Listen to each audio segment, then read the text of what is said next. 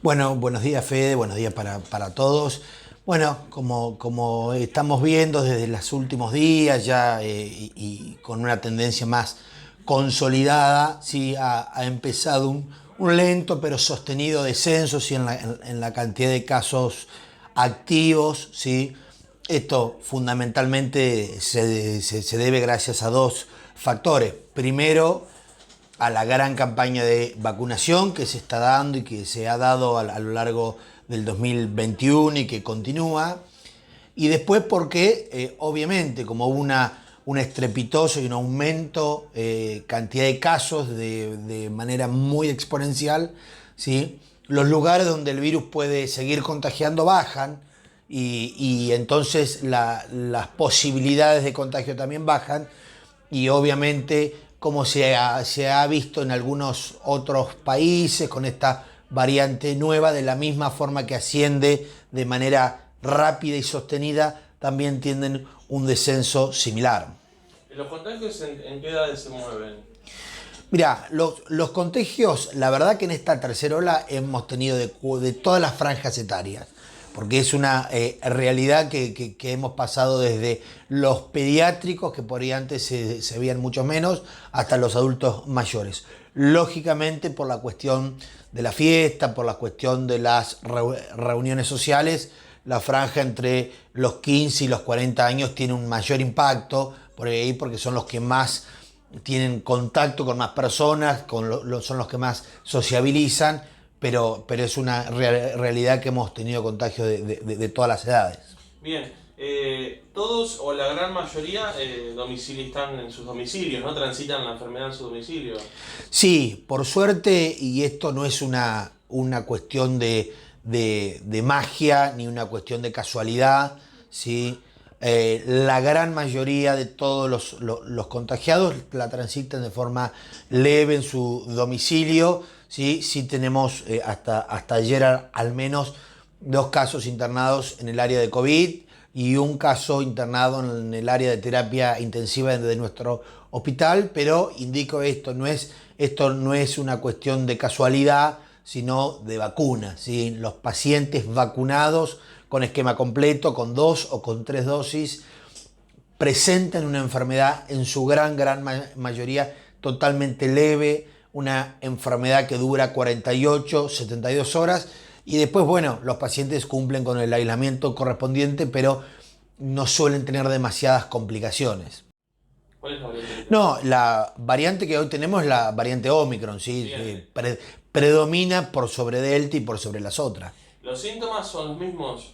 Sí, hay algunos trabajos que plantean que Omicron tiene síntomas un poco más leves, sí, que digo leves porque son bien de la vía aérea respiratoria superior, sí, congestión, rinitis, tos, dolor de garganta, fiebre, por supuesto, y que presentan con menor frecuencia la falta de olfato y gusto como algo característico que sí tenían las otras variantes y obviamente a esta variante en teoría un poco menos letal se le suman el efecto de las vacunas que la hace aún menos letal. No hay mucho para adivinar. La vacuna sería clave fue clave en esto, ¿no? Sí, mira Fede, vos pensás que nosotros en nuestro pico de la segunda ola, ya por el mes de abril, con cerca de 400 casos activos, teníamos a la vez las 8 camas de terapia intensiva completas y prácticamente las 30 camas de aislamiento de COVID completas en el hospital, ¿sí? Y actualmente, y nuestro pico de la tercera ola fueron 800 casos activos y nunca tuvimos más de un caso en la terapia, ni más de 2 o 3 o 4 en algún momento internados de COVID. Esto habla a las claras que la vacuna es la mejor herramienta que hoy tenemos. Hay una duda muy instalada, que es la diferencia entre dosis de refuerzo y tercera dosis. Bien, Algunos dicen es lo mismo, en realidad no es lo mismo, ¿verdad? la diferencia es que hay una vacuna en particular, que es la vacuna china, la vacuna Sinopharm, que por la forma en que fue creada, por así llamarlo, es con el virus atenuado, con el virus como apagado. Esa vacuna necesita 3 dosis para aumentar su eficiencia. Es decir, se dieron las 2 dosis pertinentes en su momento, y cuando empezó a volver a haber stock y se comenzó otra vez con la tercera dosis, esa vacuna requirió una dosis más a la que ya tenían aplicadas como parte del esquema inicial de la vacunación, ¿sí? No de 2, sino de 3 dosis, que fueron en monte, la verdad que no demasiados casos, ¿sí? Después, el resto de las vacunas conocidas, la Sputnik, la vacuna AstraZeneca fundamentalmente, bueno, Pfizer, Moderna, todas esas vacunas tienen un esquema completo con 2 dosis, y la tercera dosis no forma parte del esquema inicial, sino que sí es lo que se llama una dosis de refuerzo, que es lo que la mayoría de la gente recibió en este momento. Una tercera dosis no del esquema inicial, sino de refuerzo. Bien, bien. Bueno, hay nuevos criterios en los testeos. Sí, por protocolo, sí, de manejo de la pandemia nuevo, que la provincia de Buenos Aires ha emitido ya a fines de la semana pasada, y bueno, en concordancia con lo que pasa en la provincia y obviamente en conjunto con el hospital. En nuestra ciudad también se ha puesto en marcha ese protocolo. Recordemos que la política sanitaria de los diferentes municipios la coordina la provincia de Buenos Aires como rector de la salud, y el protocolo nuevo habla de la posibilidad de el diagnóstico clínico epidemiológico de manera más masiva, si se quiere. ¿Por qué? Porque actualmente podemos diagnosticar con COVID con la presencia de 2 de los síntomas que conocemos todos, dolor de cabeza, fiebre, rinitis, congestión nasal, bueno, falta de olfato y gusto, por supuesto, pero con todos los síntomas conocidos, con 2 de esos síntomas en todas las jurisdicciones de más de 500 casos cada 100.000 habitantes, que Montes es una de esas, y toda la provincia se engloba dentro de más de 500 casos cada 100.000. Si todas aquellas personas menores de 60 años que no estén embarazadas y que no presenten enfermedades de base pueden ser diagnosticadas positivas por un criterio clínico epidemiológico, sin necesidad de hisopado. ¿Y esto por qué? Porque el 98,5% de las enfermedades respiratorias que hoy en día se están dando en la provincia, y Monte no es la excepción, son COVID-19, digamos. Es decir, prácticamente todas, el 98,5%. Y los testeos, los test de antígenos, tienen una eficiencia de alrededor del 80%. Y también se ha visto muchos casos de esto, que se hisopaban por antígeno 2 o 3 veces hasta que les llegaba el positivo, porque el test tiene una eficiencia menor que el criterio clínico, porque esto es una realidad. Entonces se decidió, y esto no lo decimos nosotros de acá, sino obviamente son protocolos que están avalados y diseñados por un grupo de expertos, de científicos, de médicos, de epidemiólogos, que el criterio médico debía prevalecer, ¿sí?, por sobre el test en esta población o en este grupo poblacional, por la eficiencia que tiene.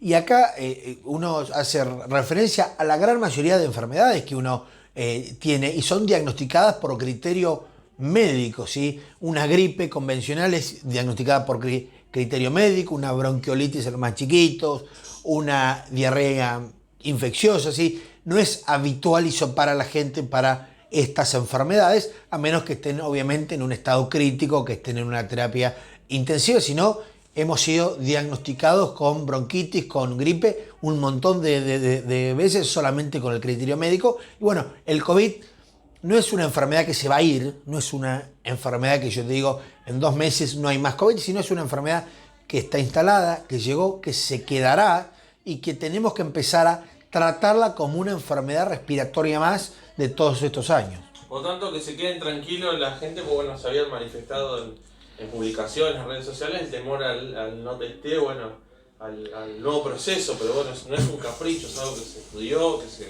avaló. Sí, obviamente, sí, y esto, y se ha visto que el criterio médico muchas veces tiene mejor eficiencia que el hisopado. Por eso este cambio de protocolo, más allá de la cuestión de recursos humanos, de la cuestión de test, porque también hemos visto pacientes que por ahí se hisopaban 3 o 4 veces en el mismo día, se hisopaban en Costanera, en Coppola, en el hospital, en los privados, y por ahí buscando un resultado que querían o que no les gustaba el que les habían dado, ¿viste? Y acá es importante esto, recalcar el criterio médico o el criterio clínico.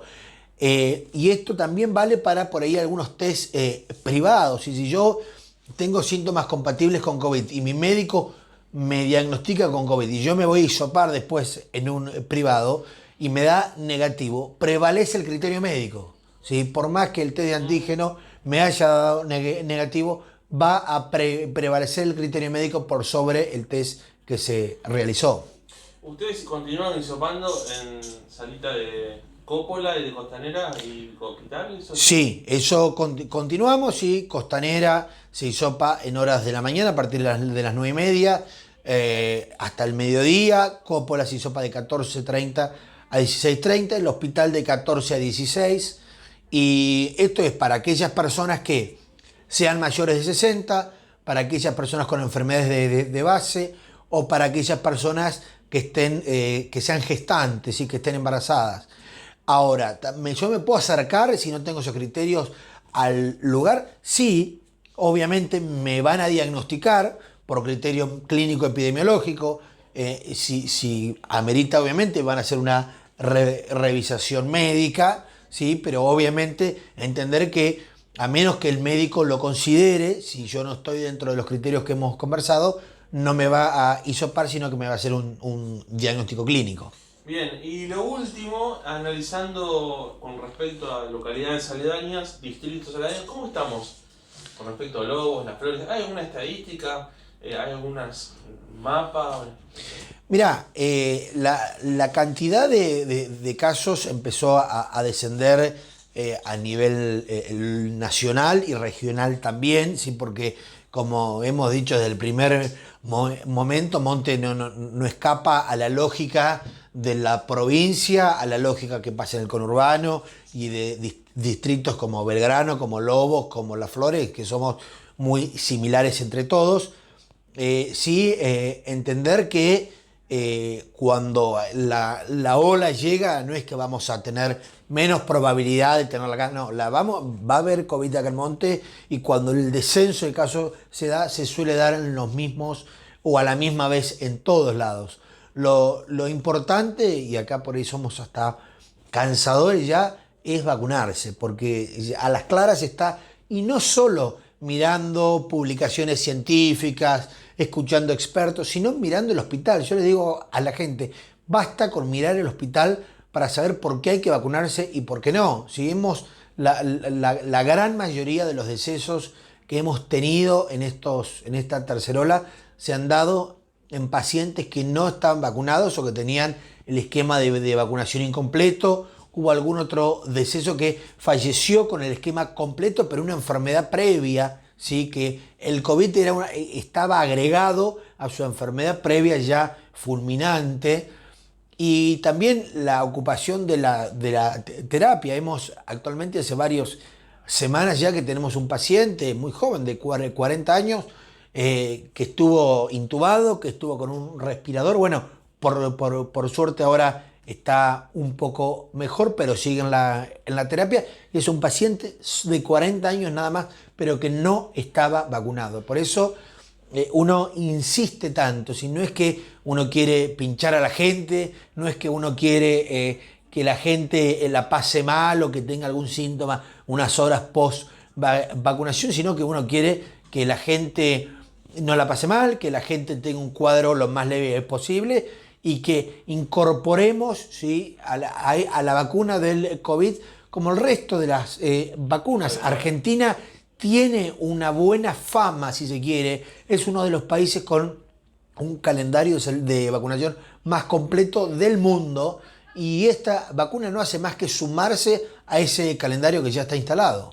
Hasta no hace mucho, ahora un poquito más de un mes, bueno, hemos hablado con Nicolás Jurado, hay un porcentaje importante de gente que no se vacunó, ahora no lo recuerdo bien, pero bueno, sé que había, y también había personal de salud, muy poco, pero que no se había vacunado. ¿Cuál es usted, qué opina con respecto a ese porcentaje de gente que aún no se vacunó, que es importante? Desinformación, mala información. ¿Cuál es para usted el motivo de la negación? ¿Negacionistas de por sí? Mira, yo creo que es multicausal. ¿Sí? Más o menos de 10 personas que hay acá en Monte con posibilidad de vacunarse, digamos, digo con posibilidad porque los menores de 3 años todavía no se pueden vacunar, 2 personas o 2,5 personas no han completado o no han iniciado su esquema de vacunación. Que es un número, uno dice, bueno, pero la mayoría ya se vacunó. Es verdad, pero sigue siendo un número muy importante de gente que no se vacunó. Esto indica un número importante de gente que puede tener una complicación, que se puede internar, que puede terminar en la terapia o que puede fallecer. Entonces, ¿a qué se ve cada causa? Son causales diferentes porque uno conversa a diario, ¿sí? Desde decir, bueno, yo no creo en las vacunas, esta vacuna no está aprobada, esta vacuna te da un efecto adverso que no me gusta, etcétera, etcétera, etcétera. Lo que se sabe es que las vacunas se han probado, las vacunas son seguras, y no solamente por lo que se vacuna acá en Monte, el mundo se está vacunando, miles de millones de dosis de vacunas aplicadas hay, y yo siempre digo algo, en nuestro país el COVID lleva más de 100.000 muertos, las vacunas ninguno, ¿sí? Entonces, ¿qué mejor ejemplo que ese? Después podemos tener algún efecto adverso, como el cansancio, como un poco de fiebre, como un malestar. Sí, pero duran 12, 24, 48 horas como máximo. Es insignificante lo que el efecto adverso de la vacuna puede hacer en relación a lo que el virus puede hacer. ¿Sí? Y esto lo vemos a diario. Y ya casi te lo digo por experiencia propia. Yo tengo las 3 dosis dadas por personal de salud. Al mes de la tercera dosis, un poquito más, tuve COVID y fueron 12 horas de malestar general y de cansancio y no pasó más de eso, Fede. No tuve ni fiebre, ni tuve estado que me faltó el aire, ni tuve ningún otro síntoma que uno diga, bueno, hay que preocuparse. Tuve nada más que 12 horas de malestar general y nada más. ¿Gracias a qué? A las vacunas. Gracias. No, a vos.